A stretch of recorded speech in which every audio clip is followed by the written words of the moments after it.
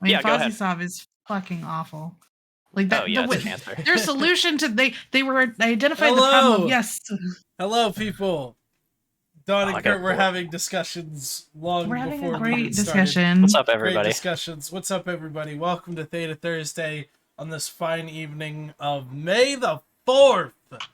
May the 4th be fucking with you all. Absolutely. Absolutely, but that's not the only thing on the docket for tonight, guys. We are celebrating 20 years of EVE Online this weekend. 20 fucking years of us dealing with CCP's bullshit. Am I right? Yes. 20 years! We're finally out of our teenage years, and we can stop We're almost being... able to drink. we I can know in some countries you can drink, but not in. It's EVE Online still can't rent a car. Wait, though. Does that mean that Eve can't be angsty anymore against CCP, right? Like, we can't be the angsty teenager mad at them for parenting us wrong? No, you can still be the angsty college 20-year-old who thinks they know what they're doing when they're not even close to being. Oh, right. Sure. When we get to our 30s and our midlife crisis, then we'll be fine. Pretty much. Well, So, we got some shit welcome. to talk about. We have things. We do actually. There is some things happened this week. So we have Kurt with us, who is you're a goon, right? I am a goon. Okay, just want to make sure. I assume so with how you were talking, but didn't want to be wrong. Wow, it's that obvious. Well, you said we as in goons a lot, so. But so Kurt's gonna join us today. Kurt's been playing since how long? 2009. Nice. So you are not quite an original, but pretty dang close. Yeah, there's definitely guys who are older than me. But I like to feel I feel like I synergize with them just as much as I synergize with the younger groups now. Mm-hmm. At least I try to. I'm an old man, so I guess I'm a boomer when it comes to EVE Online aspects, right? A boomer? Yeah, well, I'm the EVE equivalent of a boomer. I'm not like from 2009. You already were doing that back in my day. Maybe I'm more like a Gen Xer, right? As far as EVE goes, maybe I'm not a true boomer. Yeah, where you're like, God, I'm not old like these people from the 70s, but dear Lord, my times were better in my day. It's very jaded, if you will. Bitter vet, almost. I think every generation gets that way. Like, millennials are already, like, looking at Gen Z and Gen whatever, Alpha, I think it is after that, and we're all like, what the hell? Stop with the TikToking and the weird stuff. We're like, but anyways, we're happy to have you here. We're going to talk about some fun stories on EVE. There's a patch coming out, an event coming out for the 20th anniversary. It's partially going right now. So let's get into it. What do we want to hit first, Mifune? We can hit the event first. Why not? Okay, well, Caldari is apparently the master race, so that's about as much as I know right now. Well, that's pretty much the same argument with Horde versus Alliance, am I right? Like, honestly, Caldari is just absolutely flooded with people when it comes to the factional warfare space. Everybody goes Caldari. So I am not surprised that they are the first to finish their little shipcaster event, even though this shit took 2 months and was way too long for a fucking event, let alone way too fucking many materials that they had to gather to build that shit. It was awful for the factional warfare people, but they did build it, and the shipcasters are officially out. I have personally... Well, no, just the Caldari one, right? The rest of them, they've had to turn the Caldari off to give the other ones a chance to catch up, right? Yeah, they did do that. I haven't tested the shipcasters myself. Has anybody in the chat tested them out? It's basically like a filament beacon almost, right? Not necessarily. It's closer to an Ansiblex. Now I know Kurt will get this, but Dawn, did you ever play PlanetSide 2? No. Did anybody in the chat play PlanetSide 2? If you remember PlanetSide 2, there was a feature within that game where when you spawn into that game, you would be spawned into the back line, the home system of your chosen faction, and you could press a hotkey and it would instantly set you on a 10-second cooldown to then jump to wherever the action was within the game. Like wherever the big battles of PlanetSide were happening, it would just take you right into the action.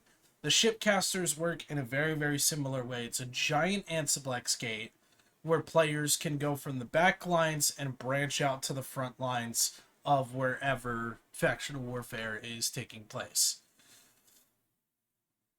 So that's my understanding of how they're supposed to operate. So I think I think it's a pretty cool thing for something like faction warfare, right? Faction warfare these days is all about just jumping into the action, and that's what the shipcasters allow you to do. They also help the industrialists that are building shit in the back lines that can then push it forward, right, to their deployment citadels and stuff like that. So that stuff is there. It looks cool. I think everybody just universally hated the fucking event that they had to do to get in order to get the shipcasters. I'll be honest, I just never got into factional warfare. It was just not in a good place for such a long time throughout what I was playing, and it seemed kind of like RP-y. Not that there's anything wrong with that, of course, but it just wasn't for me. Once I fully get settled into my wormhole home, I think I will take an alt and shove it in faction warfare to really give it a go. I mean, who doesn't like a little RP every now and then, am I right? I mean, it's just taken over by the RPers, right? Like, the thing about most of the groups that do EVE RP and sit there with all the lore whores and all of that shit, they're in faction warfare because that's their backbone in order to PvP, right? Like in nullsec, we write our own narrative, whereas in factional warfare, the narrative is laid out for them. Do we really? It's all smoke and mirrors. Listen, it's like 5 people deciding, and the rest of us are along the ride. I mean, it's no different than the real world when it comes to nullsec, right? Like 5 people decide what happens in the real world, just like 5 people decide in EVE Online and nullsec real world, if you will. You'll get the other people. You'll get the people who will break out and be like, "I'm going out on my own," and then either become successful or more than often just fade off into non-existence.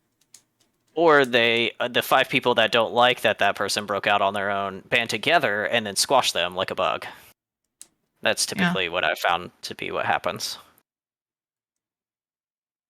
So it's usually it's usually there's some personal feelings. Usually they're like, this guy was mean to me, or he didn't agree with how I wanted to do things, or that was a bad 3-way. You know, I've been saying it for, a year now, that in the ye under old days of nullsec, you started a full-ass Titan deployment just because some guy said fuck you to the other. And oh my god. So we have people in chat who don't understand the 3-way reference, which is hilarious. So basically, World War B1 started because of a 3-way gone wrong. Yeah, essentially. That's our eviction from the north. Which I did have that on my notes. The whole thing started. Now, it wasn't obviously, there was other things going on too, but that's like my favorite way to say that shit started. Sandria, come join us. Please do. You're newer. Come join us. Sandria's newer, I think, so he could join, but who knows if he will. Anyways, so why am I blanking? Okay, whatever. So the shipcasters are done for Caldari, and then the rest of them wasn't Amar working on one? Amar, so all four are working on them. It's just a matter of the progress, right? So in order to get the shipcasters, they have to do a bunch of relic and data sites. They have to do a bunch of ubiquitous ore mining. And then they have to collect certain items that drop when you beat a factional warfare system. Wait, ubiquitous like Moongu? Ubiquitous is in not Veldspar, more like Kernite, Amber, that kind of shit. Ugh. Yeah. Ugh. Dave, if you want to come on, then come on too. Yeah, I have Dave, no you can problem come with hang that. out. You're So welcome. they gotta build, they gotta get all of that material What a together, dork. and they have to sell it to NPC buy orders, and the NPC buy orders is what goes towards the shipcasters. It just so happens that Caldari is so flooded with pilots that they ended up. Well, that's because a lot of people start their characters in Caldari to be close to Jita, blah, blah, blah. Yeah, so what does the shipcaster do? It acts like an Ansiblex jump gate from the back line to the front line of the factional warfare zone. So it takes you right into the action without having to do like 13 jumps. Now, Kurt, since you are the oldest one here, Eve-wise, how do you feel about low sex base having that type of access? Good, bad, indifferent? Well, Obviously, it's not all a low it's sec, only but... for factional warfare people, and it's only for the factional warfare zones, right? So in order to use the shipcaster, you have to be enlisted in factional warfare, right? The system that you're jumping to has to be defined as a frontline system, which is where, if you go into factional warfare now, like I know we did a little bit about it a few months ago when the update was first came out. Maybe we'll do another round where we go out there and have some fun. But when you get to those frontline systems, man, it's like 80 people in system right off the bat, So I don't see the shipcasters being abused by But I didn't ask you, Mifune. industrialists. I'm just saying. Okay, well, I asked Kurt, so let's let Kurt answer. Traditionally speaking, right, low sec was kind of, at least this, obviously my opinion, take it with a grain of salt. My experience with low sec throughout my Eve career, if you will, has always been a means to an end. It's always a route for transportation. I know it's a general safe haven. It has like all of the negatives of nullsec and highsec with none of the positives of either, in my opinion. I've spent very little time there except doing some missions and, running drum freighter routes and basically pulling materials out of nullsec to move to market, right? So what I do like in this kind of modern adaptation of Eve is how CCP, at least from what I can tell, is attempting to make low sec more like what I think it was originally intended to be, which is a bridge into nullsec. So you get access, at least through faction warfare, you're getting this device that acts sort of like Titan Bridge, right? A very fundamental aspect of nullsec that you need to have in order to have a successful coalition, successful deployment, whatever. And you're kind of getting used to that ideology within low sec, within the kind of RP aspect, which I feel like should exist, right? I don't really see anything truly negative about it. I think it would kind of honestly make faction warfare more engaging, draw more people into it, which obviously more people playing the game is always a positive. I'm never going to say that something like that does that. It might be a little too soon to tell if it's like abusive. I don't know if it gives you space aids or anything like that. It probably should. If it doesn't, but I guess as far as my opinion goes, like, yeah, that's kind of what I feel about it. I feel like ultimately speaking, it's probably a good thing. More people blowing each other up in a game where you blow each other up is fundamentally good at heart, right? One would hope. I'll steal the line from Mr. Joe Biden. Grows the economy. Well, it does. In a time when we have banks failing across this country, it seems like every other day. Details. I mean, when there's war in Eve, it's the best time to make ISK. Yeah, absolutely, right? If you're a market person. Nah, I no, built absolutely T2 not. shit. Yeah. I think there was a guy who there was a guy I think like 3 weeks ago that dropped like 6 or 7 Astra houses in the dead center of faction warfare zones and then sold them to the militias for use of their forward deployment. So like it is very lucrative to be a supplier in wartime. Yeah, It you've just can got to be, see. but- You've got to see the opportunity. You know. Yeah, but you have to remember, not everybody here is a marketer. So if I'm not out in space just mining and then selling the raw material, like if it's too hard to mine, then I'm not having fun. Doesn't matter what the price is of the stuff. I mean, I suppose that kind of So comes for you, into. Don, you're going to see it after the fact, right? You'll see the benefits of war after the fact. So since you like gathering the raw materials and not necessarily assembling the raw materials into a finished product, and then getting that to wherever the front line is for use right away, obviously you're going to see a lag. So initially, prices will remain stagnant or neutral, or maybe even dip down some, and then after the conflict has concluded, and there's been this big vacuum sucking out of finished products, we'll need more raw materials to replace the raw materials that are coming in. So initially during conflict and at the start of the conflict and then during the conflict, it's going to be difficult for folks like you to do what it is that you like to do, because you don't have the support system to protect you and enable you to do that kind of thing. So, and we actually saw that in my corp throughout this deployment up north. U.S. time zone, obviously, terrible to get involved in this engagement. I mean, in this deployment, if you will. Like personally, I wasn't able to attend to anything. My workday starts at 5 a.m. I can't be online playing EVE at 3 o'clock in the morning, let alone in a massive tie-dye, fest that's hours long. So for us in the prime U.S. time zone, it was, hey, can we go out and maybe sneak some moonfrax and maybe get some of these resources get going? fucked. Right? Yeah. Like even doing simple things like ratting was very dangerous. It made it good fun. Lots of small gang stuff happening in U.S. time zone, because I felt like Horde was also bored in USTZ during this last. It's not technically over, right? Like we still have junk clones there, but it's for all intents and purposes over. Basically, it's over. Yeah. I mean, Yeah. So, It but isn't all it? that to say, like now we're back home.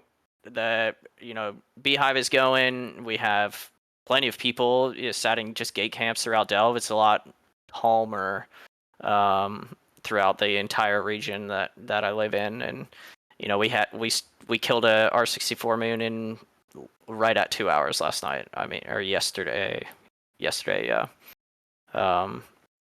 So I mean, it's just a matter of where's the focus? Where does Sauron's eye turn?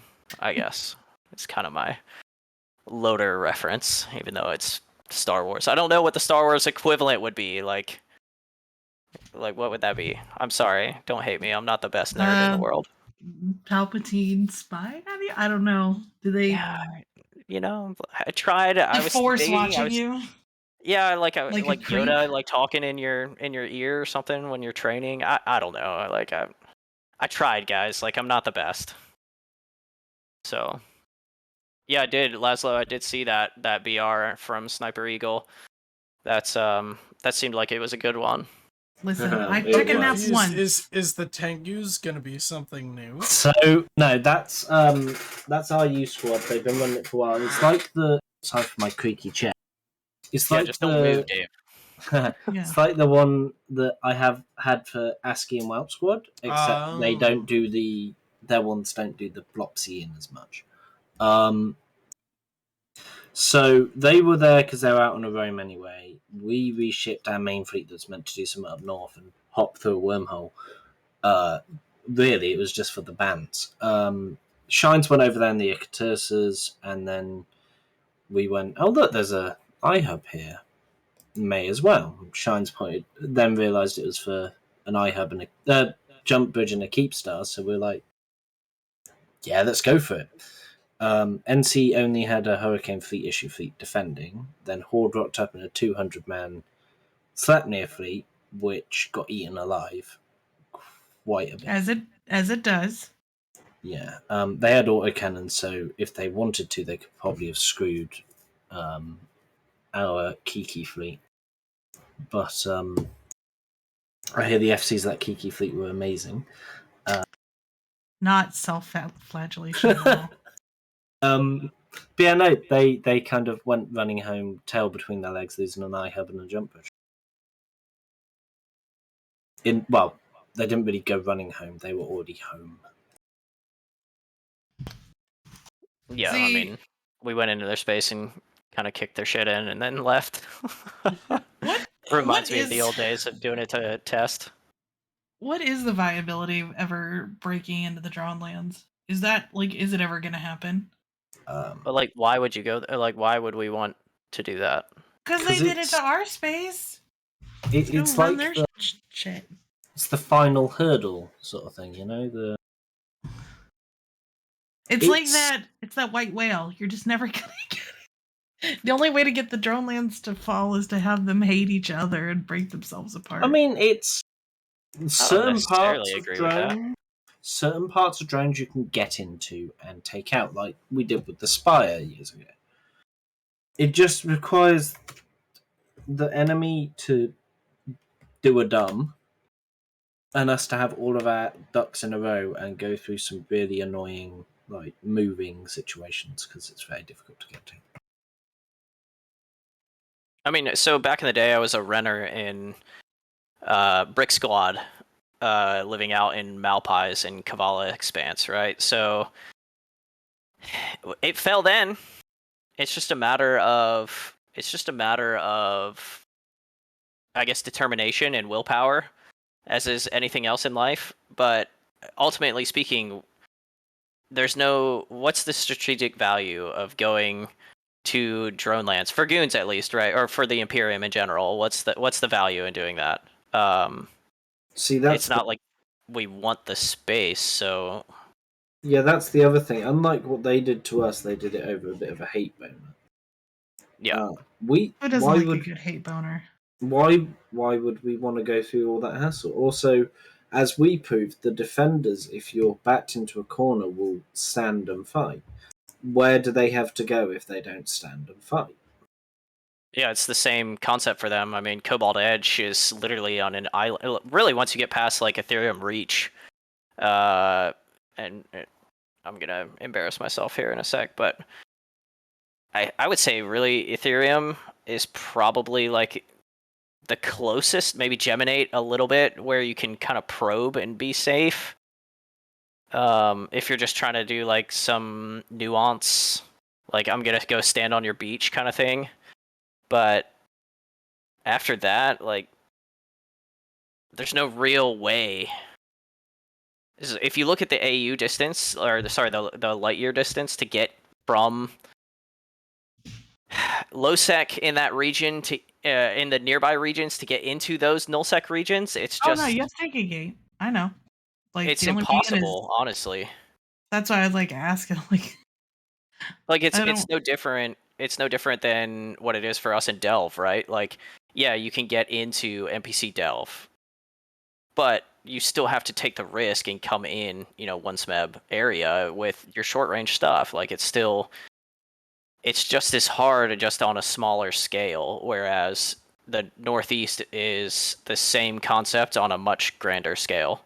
But that doesn't mean that it can't be done. It's been done time and time again. It's just a matter of, I think Dave made a good point, making sure your ducks are in a row, and then couple that with your willpower and your stamina. I have an answer for someone that was asked in chat. Somebody asked whether Horde could do what we did in 1DQ in MJ. Theoretically, yes. Just looking at the geography. So the key points of the 1DQ constellation is there are two ways in. That is the biggest point. You just have to guard two gates. There's two ways into the MJ constellation. Now the bonus we had is most of the 1DQ constellation is in a straight line other than like MO tag. So that makes it inherently harder to entosis. The majority of the constellation is also behind one thing. So two gates you have to defend, coupled with the layout, is great. The other issue they have in MJ is they have more systems and they're all connected to each other. So you can't trap an enemy, you can't block off an area of the constellation. The other thing too is 1DQ itself with the grandfathered Fortizar right off the same grid as the iHub, along with all of the other fucking legacy Fortizars sitting on the T5Z gate. So taking 1DQ would have been difficult even if they got past putting the Aspel fucking beachhead. Yeah, I mean, there's ways they could have done it. I'm blatantly not going to say on here, but there's ways they could have done it. While paying the blood price, absolutely, but that blood price would have been too high. It's Porcupine strategy. Depends what they've got the stomach for. Yeah, Dave's absolutely right. So if you look at the war in Vietnam, which I will admit I was not a part of, as when I took my real extended time away from Eve, I had a lot of real life stuff going on that kept me away for a good 3-ish years. But you can still kind of make some you can still make it like a summary, like have an opinion on it. So it's like Test came from the southeast into the southwest and sacrificed all of their at-home ability in order to, stamp out the evil goons, right? And the evil Goonies. They ran out. Like Dave said, they literally just ran out of steam because the wallet was empty. I mean, at the end of the day, if you can't get shit paid for, well, you're not going to get the job done. They used up all of their morale clout or morale stock as well, because it was taking so long, and then after they've already taken almost a year, and then they hit a wall. Well, there's that, and their leaders are not inspiring, or were not inspiring. So I sat on mittens. Yeah, exactly. Or the loyalty people have to Asher. I sat on some of their fleets on an ult. Shocker. And just the way they spoke to their line members made some people in games look like kittens.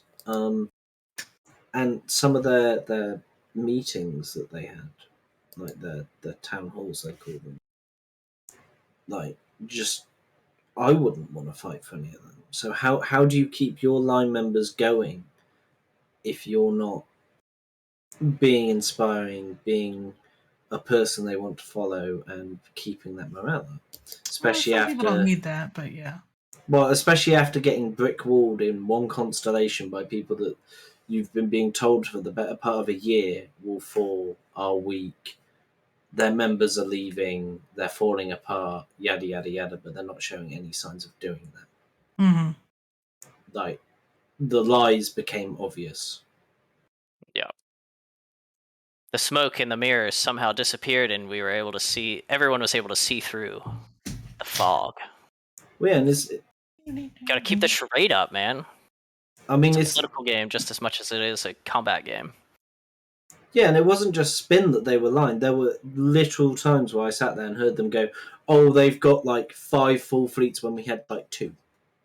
Yeah, they would. I mean, it's like if anyone had a relay, they could fucking know that we had like, like it was even. Like how are these numbers even close to even? I don't know how 750 versus 400 is even, but okay.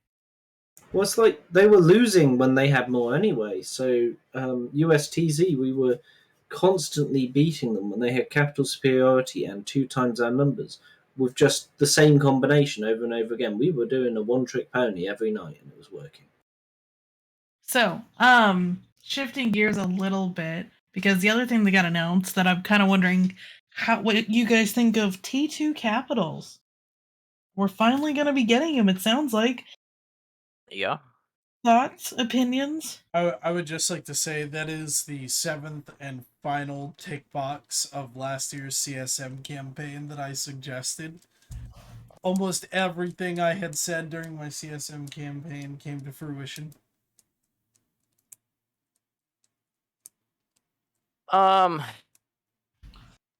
Okay, so let's look at Tech 2 caps, right? Where are we in the era of Eve? 20 years. So what was the original time that it took to train every single skill in the game to 5? It was like 18 years and like a month change. 75 years. 75 years. Just train every skill in the game to 5 to completely max out a character. It is 75. Or all the changes to industry and all that jazz where they added? No, that is still present day. Roughly 75 to 78 years, I believe, is like the exact calculation at this point in time. Okay, well, shit, I'm completely wrong then.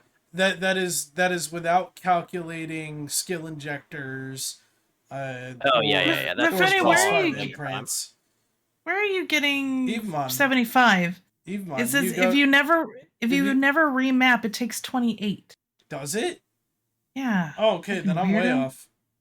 Yeah, I was gonna say they only made they didn't make the game they made the game originally so that way you couldn't max out in a short amount of time, and then obviously they've added skills as they made new ships or split ships up or put in new mechanics and stuff. But yeah, no, it's not fucking. No, then I'm dead. 75. Okay, 28. So regardless of what the time is, it's a long ass time. That's Correct. what it is, but you could still kind of like specialize your accounts, right? So like these guys that are 20 years old this year, do you really think there's a lot of like true content left for these legacy tunes? I would argue to say no. Like I think Tech 2 Caps would be a natural addition because, you know, we are kind of at the age of, hey, there's probably a fair portion of folks out there that don't really have true new content. Like I wouldn't consider, you know, training a refining skill to 5 like content, right? And I think when it comes to CCP, I think you have to be cautiously optimistic. Like I want them to do the right thing. I want them to add something that's going to be good for the game, something that's going to, you know, drive content. But at the same time, given CCP's track record, as everybody knows, how many times have they stepped up to the plate and just absolutely like whiffed, like really hard?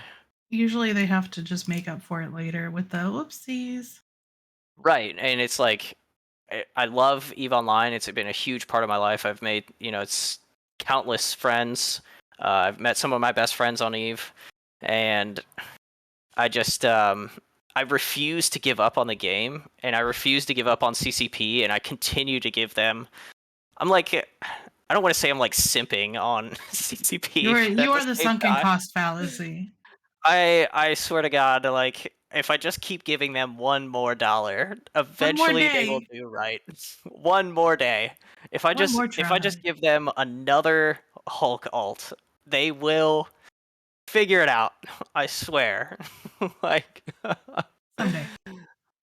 But I don't know, like we also, not to get distracted from the current topic, but we didn't go back in time and actually talk about like the different periods and whatnot. I felt like we were getting there, but we had a plan. Yeah. What was it like now compared to what you see in present day with 20 years coming around, people really starting to get dangerously close to definably winning the game, right? And we see these things like T2 Capitals coming out.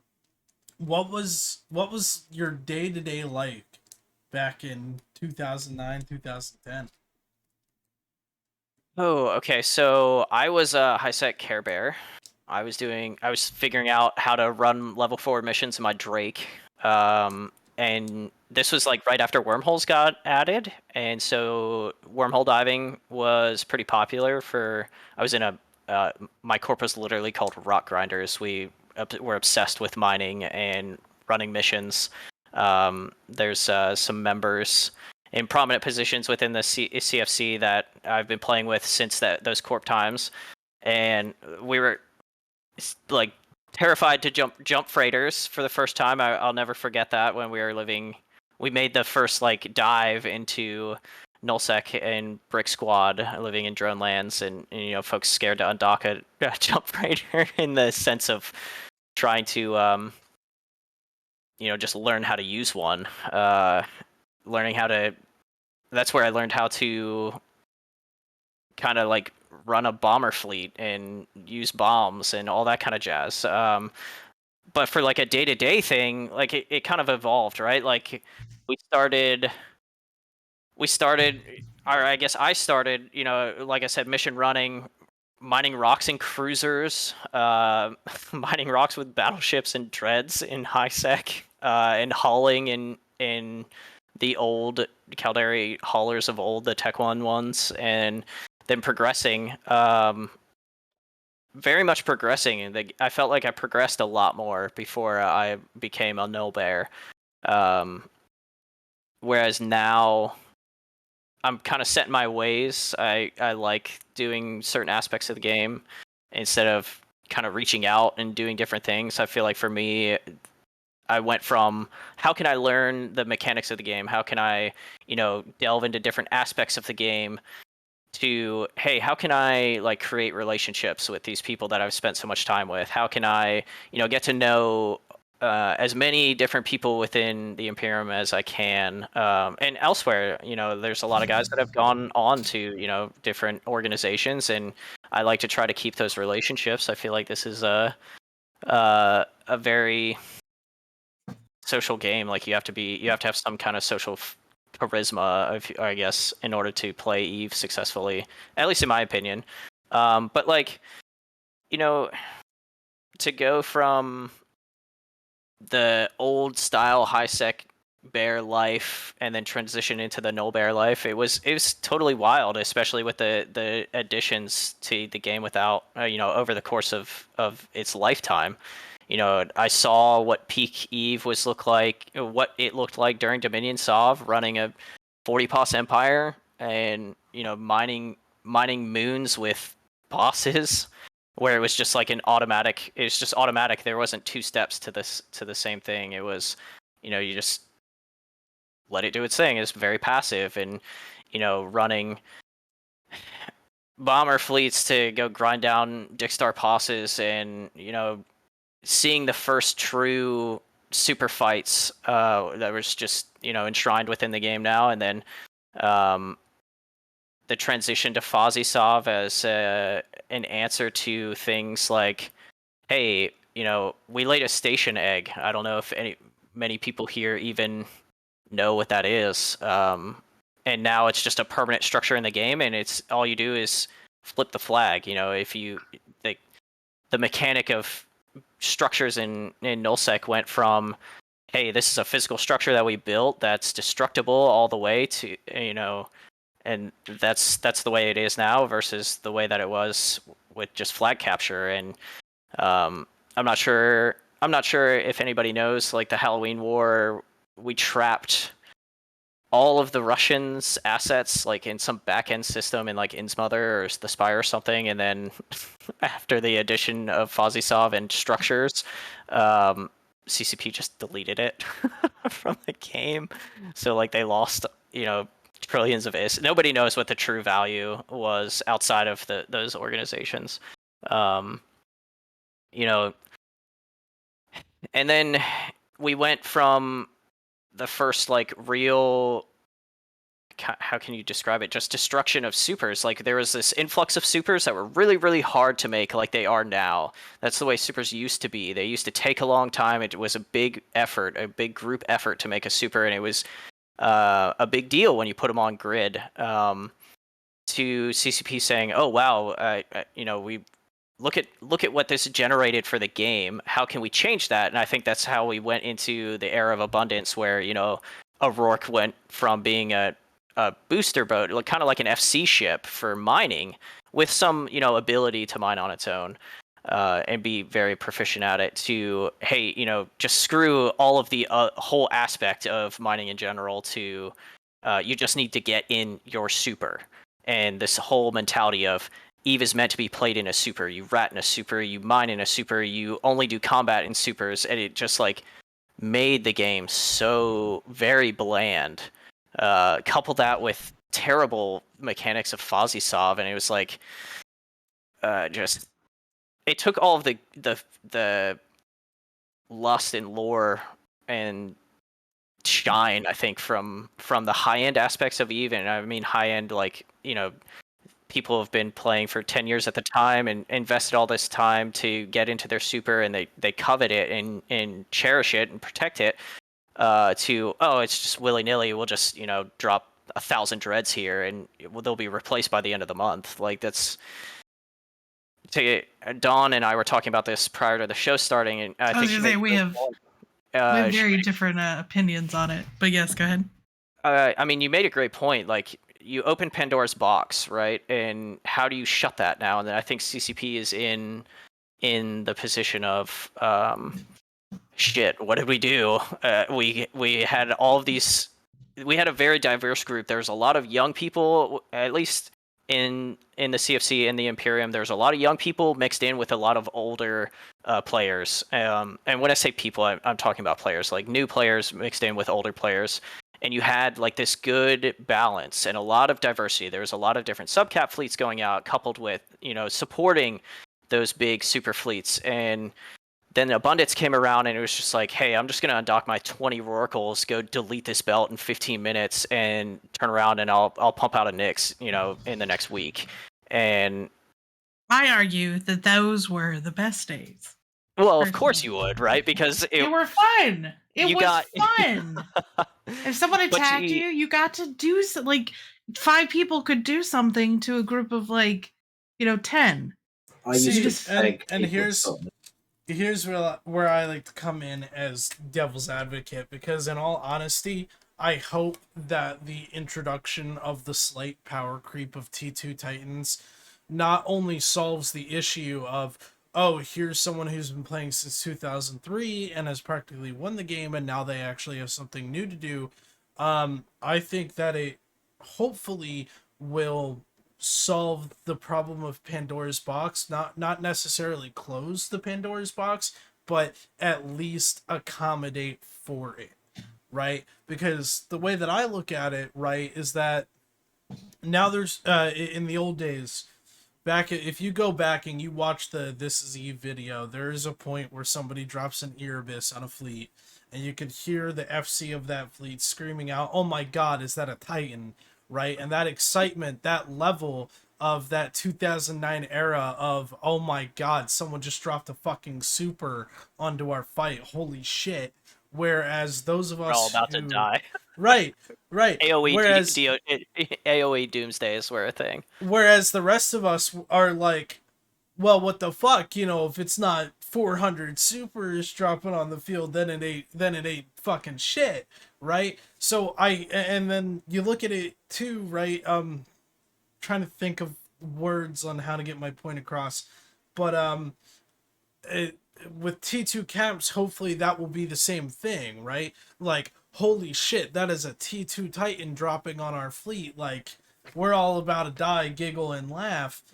And a lot of people, when I brought this up in conversation in Discords earlier today, when we found out about those T2 caps, somebody came up and said, well, isn't that kind of the same thing then when a Vehement fucking drops or fucking Vendetta drops? And it's like, yeah, cool, but the way that I see that is that things like Vendettas and the faction capitals, it's just like, wow, you are super rich. Kind of like how we view the Palatine Keepstar. Like, why is that Dave. even a goal? Hey, Dave, how do Vendettas feel? I've always wanted to sit in the one in my hangar at the moment is quite good. It's also amazing when you web someone with it because they stop moving. Well, yeah, but the thing is, like, to address High Karan's point here exactly, right? So the same as the faction titan, it will change nothing. I hope not, right? The thing is that you look at a faction titan and you look at somebody who drops a faction titan in a titan fleet, and it's just like, oh, okay, cool, that guy is space rich. Like, I guarantee you, if the Palatine Keepstar was even possible to build, the only reason someone would drop a Palatine Keepstar is for the same reason. Say, ha, I'm rich, right? Well, and if we could change that perspective with T2 capitals to be the, oh, holy shit, somebody just dropped a T2 capital on us. If we can change that perspective of that, and hopefully it will. The thing is, they would need a need. So, for instance, when I started FCing, a few years back, there was still that, oh my god, it's a Titan, run away, because the boson will kill all of you. Now it doesn't. It tickles. Unless you're a battleship fleet. Well, yeah, but who's going to drop Exactly, a Titan yeah. to kill a battleship fleet? because that's the Because other if you thing. miss, you'll die. Yeah, that's the other thing. With the resist nerfs, you're not going to do it anyway, because as Dawn said, if you whiff, they're not going to run away. If I was the FC of that subcap fleet, I would laugh at you and kill you. I mean, but Like- that's the risk you take, right? Like it's a glass cannon. Like you're trying to drop the biggest, baddest ship in the game to literally delete 256 people. Like if you But fail, you fail big. But if you But- win, you win big. It's No, like doubling down you on a can't bet. win You that. can't do But you either, can't win though. that. You can't win though. Yeah. It doesn't do that. I told you, Titans are only good at shooting buildings and other capitals. That's it. They do absolutely nothing to subcaps. You would have to that's have a their battleship already lost most of its shield Well, or see, armor, that's sitting there not moving and taking all 10 ticks of a boson to die. See, on the- that's what I'm Good. hoping, though, right? I hope that that perspective can change. I hope that with T2 capitals, we won't have to say, oh, fuck the boson because it takes 10 ticks to fucking kill a thing. I hope that it can then, at that point, change into what it once was. On the note of their job is to shoot a structure, you don't even need Titans to shoot a I know. Keepstar anymore. I'm just saying those are the two things they're No, good at. They're good at shooting buildings because they can shoot at 300 kilometers and you just laugh maniacally. And they Well, won't die to a DD. Yeah, And- what I was going to say is, Kurt said that's their job, but that's not their job anymore because you don't need a Titan fleet to kill the one thing that you used to need a Titan fleet for, which was a Keepstar. Because you can rock up, as we have recently proved, on a fully defended Keepstar with a whole load of dudes and some triangle boys and faction battleships and kill all of their caps and their sub. I mean, that's on CCP, right? Like the ship class is there for a reason. Its role is for this. If it can't do that, that's not our problem. That's not up to us to fix. That's up to CCP to recognize that, hey, this ship class doesn't do what it's supposed to do, and it's super expensive. It's very difficult to move around and use. We need to change that. So, I mean, I'm not here to come up with the answer. I'm not saying I'm the dev with the answer. We all have opinions on it, but like, I'm a strong proponent of removing damage caps and adjusting structure HP to make sure that they are relative to the DPS potential of, what are the statistics of Titans in game? Do we have 2,000 Titans? Do we have 500 Titans? It should probably be comparable to the amount of supers that are available to destroy said structure. It depends on who's attacking, though. So. I believe there's about 5. I would say a good rough estimate is 5,000 to 6,000 Titans in the game. The issue is if you weight it against how many are in the game, then that then, for instance, The HP amount would be very high. yeah. So for instance, fine. we could manage it. Brave and B2 could not. You cannot make that fair for everyone if you make it dependent on how many. So now we've circled back around to Pandora's box having been opened. So you have to work with what you got, not necessarily pine for the world that used to be. Hykorian, I am just guesstimating based upon the numbers from the different fights we've had and adding in extras for people who are in different groups have Titans or have multiple Titans that didn't show up on the battle reports. I mean, dear Lord Hippojax went through fucking 4 Titans in one fight, so it was hilarious. Yeah. Speaking of fighting and a solid transition towards the end of the show,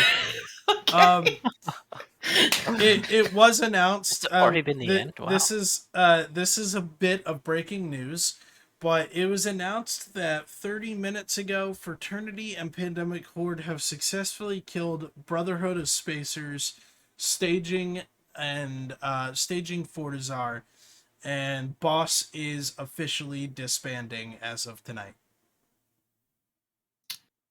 Who's Boss? R.I.P. Don said it best. Who? Yeah, who? Should I care? But Boss, I mean, hey. No. So the whole thing is that Boss and Fraternity fighting was what kicked off the Northern War before the Northern War, right? So a bit of history. The whole Fraternity expansion thing started with Fraternity trying to kick Boss out of fucking Venal and Tenal. And You're then saying Goons failed. what happened was Oh, then no. Brave moved after Vietnam. Brave moved up north, and then Brave and Volta got together, and then Brave and Volta got with fucking Boss, and then Brave, Volta, and Boss got together with XIX, and that's how the whole northern conflict really began, was Fraternity shooting Boss. Poor little out for him tonight. Another failscade in the grand history of this game. Yeah, I don't. What Fraternity's doing in the North irritates me. New groups are trying to form to shake up Eve a little bit. Why attack a smaller group just because? Because Fraternity doesn't care about the small guy. Yeah, the only that's thing the they thing. care about is their massive rental empire. Exactly, that's the thing. Like, no game is fun when it's just you. So, for instance, at the time periods when there was literally just us and PamFam, that was boring as shit. Like, new groups bring new life into the game, and attacking them like Fraternity is currently doing in the North is just fucking dumb. I mean, it's good. I mean, honestly, having Brave as a neighbor is the best because you can show up in like bullshit and they'll bring bullshit to fight you. They don't ever organize a real fleet. They're just like, I had them apologise for dunking me with 2 hack fleets, saying, sorry, we're on our way back from a thing. We'd have bought a fair fight if it was, if we weren't. Yeah, no, you always want to have Brave as your neighbors because you have a great little training ground for your small FCs to learn and to grow and to get better. So it's absolutely dumb to try and ever get rid of Brave as a neighbor. Keep them. They're a great buffer. I mean, you could make that argument against any smaller alliance or coalition, right? No, Severance is no fun to be next to. They're way too good for their size. The problem, the thing with Severance, right, and especially Arcadius Soul, right, and I love Arcadius for what he does, but just from someone who has fought against him, it's a pain in the ass, because they will employ the same small gang tactics that wormholers do. They will fly very expensive doctrines with more logi than DPS, and then they will bring jamming ships galore, and you just can't touch their logi. They're very good for being such a small group. They fly. So they fly subcaps the way that they're designed to be flown? Whoa. Yes, where no other group does it. They only ever have maybe 30 to 50 in a fleet, but they're very effective. So because I've had to fight, we had to fight them in Quirius, and we only had like 20. So taking a group that like maybe at the time they had about 30 regularly, but they had 30 pilots that knew what the fuck they're doing, versus like the 15 to 20 of us. It was a lot of like learning how to like figure out, okay, this is what they like to bring. What can we realistically do to deal with this, and kind of learning your limitations. And I would say it was a lot of fun trying to figure it out. But if you are a weak alliance or have weak pilots who can't handle pressure, they are not good neighbors in that aspect. If you have a group that can handle getting killed or losing every now and then yes, they would be good neighbors. And yes, I do say some goons are weak. They can't handle pressure at all. They're like, oh my god, I can't mine for a day. I'm gonna leave. Hey, weren't you just complaining about not being able to mine? I would like to point out, I stayed the entire time during the war and fought in almost every fleet that I could in the war the entire time, despite the fact that I was like dying inside, wanting to just go back out and mine a nice pretty rock. That's all I wanted to do. But I didn't get to do that for like a year. But I still stuck with it and didn't give up. So I mined the most dangerous space of the game. So I'm not a pussy. Dawn, I think I've just found the world's smallest violin for you. What? I'm just saying, like, I actually stuck it out, unlike a lot of people who then show up afterwards and be like, oh, hey, I'm back now. I'm like, okay. Cheers to you, Preaching Dom. to the choir. You're like, thumbs up. I'm glad you're back. I do not miss 2 months ago. I do not miss pulling like 24-hour being awake just because I have to watch stuff.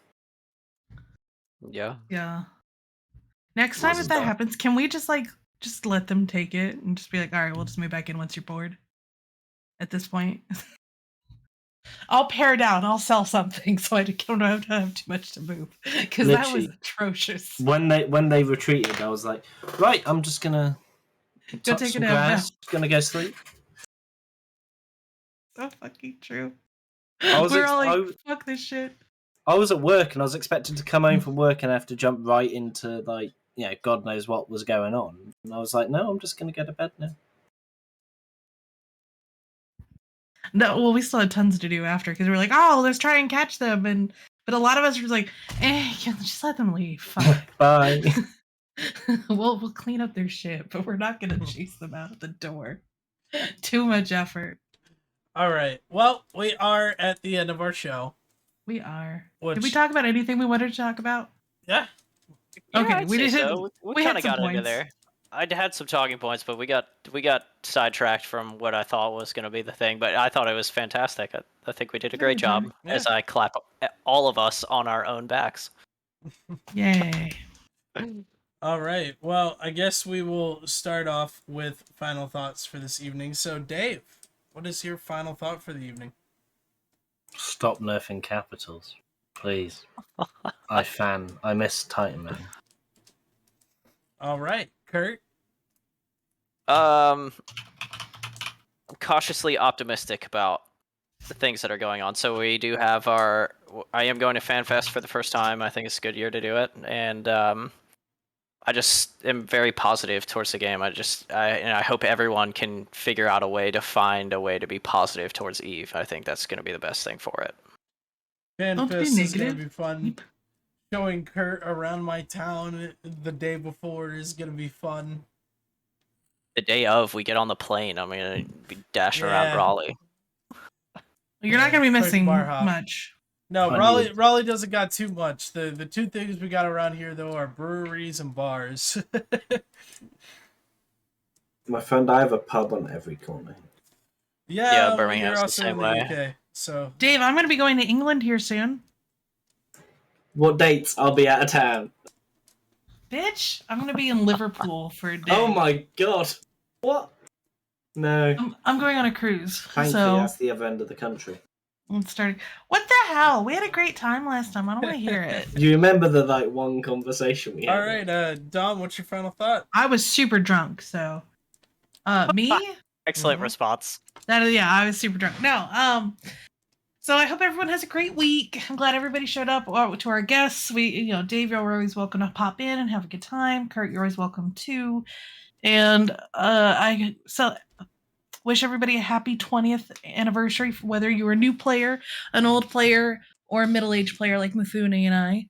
And we will hopefully see you. Actually, we have this weekend. We have Push to Talk, which will probably be normal Push to Talk. But I believe the Meta Show will be a very exciting episode.